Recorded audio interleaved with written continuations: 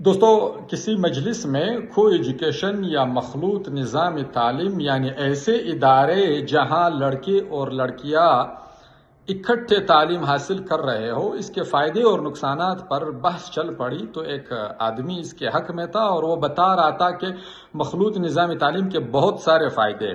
ویسے تو اس نے بہت سارے فائدوں کو کہا، لیکن بتایا اس نے ایک فائدہ، وہ یہ کہ لڑکے اور لڑکیاں جب اکٹھے پڑھیں گے تو ایک دوسرے سے ان کی گھبراہٹ ختم ہو جائے گی.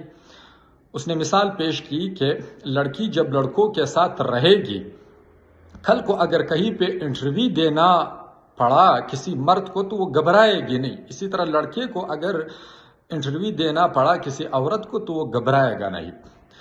تو میں نے ان سے کہا، دیکھو، چوری کا کلچر عام ہونا کسی ملک میں یہ مفید ہے یا نقصان دہ؟ تو اس نے کہا، یہ کیسا سوال ہے، چوری تو بہت بری چیز ہے. تو میں نے کہا، اگر میں چوری کے فائدے بتا دوں تو پھر؟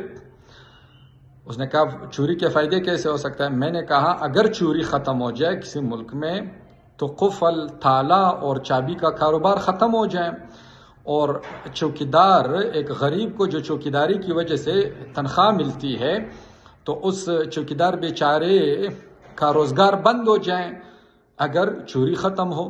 تو چوری کے ختم ہونے کا مطلب یہ ہے کہ لاکھوں لوگوں کے روزگار کا دروازہ بند ہو گیا.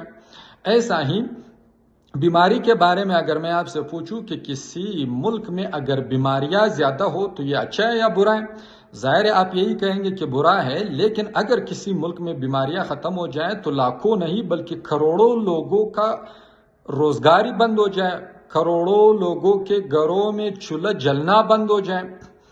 کیونکہ بیماری ہوگی تو دوا کی کمپنیاں چلے گی، لاکھوں ڈاکٹرز کو روزگار ملے گا، ڈاکٹرز کے ساتھ جو جوان کام کرتے ہیں ان کی روزی روٹی کا بندوبست ہوگا. تو اس لیے آپ یہ کہہ دیں کہ بیماریاں پھیلنی چاہیے اور چوری کا کلچر عام ہونا چاہیے کیونکہ اس کے فائدے ہیں. تو لہٰذا کسی چیز کا برا اور اچھا ہونا، اس کا دار و مدار ایک فائدے کے اوپر نہیں ہوگا.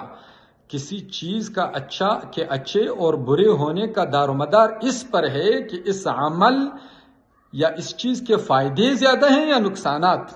دنیا میں کوئی ایسا عمل نہیں جس کا کوئی نقصان نہ ہو، اور دنیا میں کوئی ایسا عمل نہیں جس کا کوئی فائدہ نہ ہو. تو اچھے اور برے کی پہچان ہم اس پر کریں گے کہ فائدے زیادہ یا نقصان.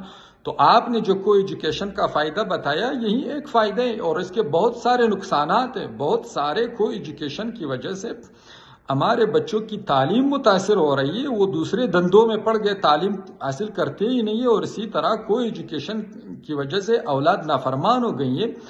کو ایجوکیشن کی وجہ سے بہت سارے لوگوں کے گھر اجڑ گئے.